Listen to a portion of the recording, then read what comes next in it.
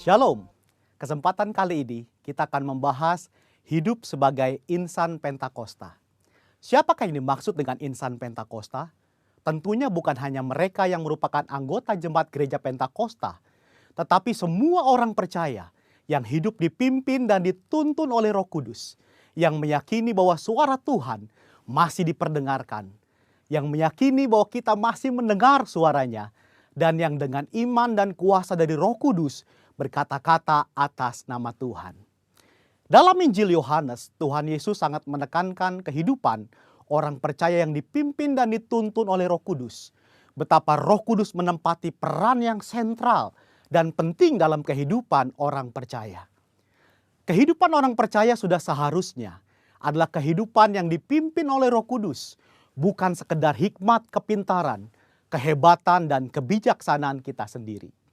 Kehidupan yang dipimpin oleh Roh Kudus dimulai ketika pencurahan Roh Kudus pada hari Pentakosta sebagaimana dicatat dalam Kisah Para Rasul.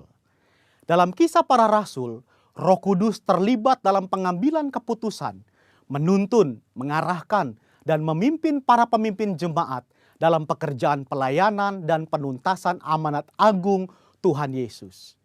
Kisah Para Rasul belum berhenti dan terus berlanjut sampai dengan era kita sekarang ini. Roh Kudus belum berhenti bekerja sampai saat ini. Karunia-karunia roh belum berhenti. Itu sebabnya kehidupan yang dipimpin oleh Roh Kudus adalah kehidupan yang seharusnya dialami dan dijalani oleh setiap orang percaya di masa kini. Ciri khas hidup insan Pentakosta yang dipenuhi dengan Roh Kudus antara lain menjaga kekudusan hidup, hubungan yang intim dengan Tuhan, hidup dan melayani dalam mujizat dan kuasa Roh Kudus, menjadi saksi Yesus, memberitakan kabar baik.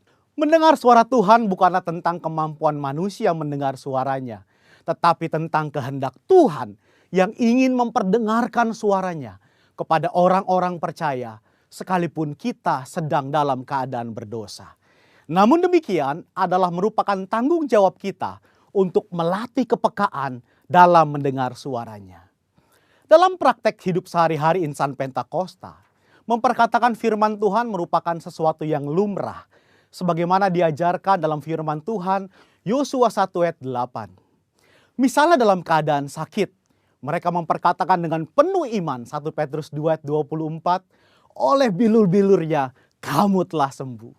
Ketika banyak kebutuhan hidup yang harus dipenuhi, mereka memperkatakan Filipi 4 ayat 13, segala perkara dapat kutanggung di dalam Dia yang memberi kekuatan kepadaku.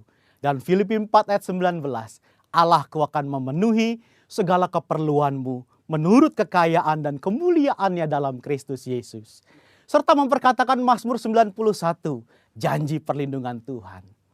Insan Pentakosta yang menggembalakan jemaat bukan hanya memerlukan pengetahuan teologis yang mumpuni, bukan sekedar pengalaman pribadi semata. Lebih dari itu adalah kepekaan mendengar suara Tuhan. Gembala jemaat harus memiliki keintiman dengan Tuhan, sebab dengan begitu mereka mendapatkan tuntunan Tuhan bagi umat yang digembalakan.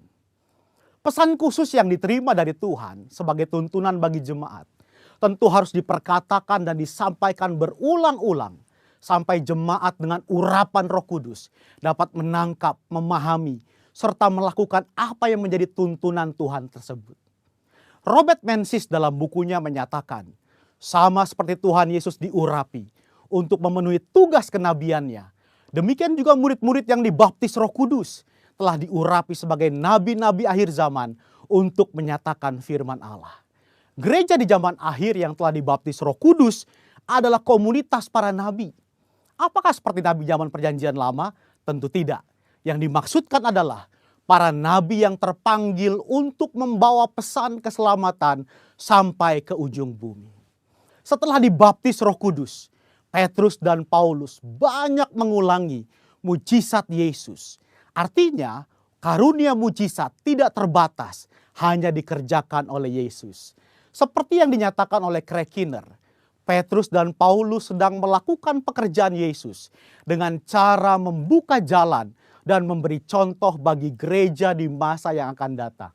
Insan Pentakosta percaya bahwa baptisan Roh Kudus adalah berkat yang kedua alias second blessing yang diterima oleh orang percaya setelah kelahiran baru. Dari sinilah gaya hidup insan Pentakosta berawal.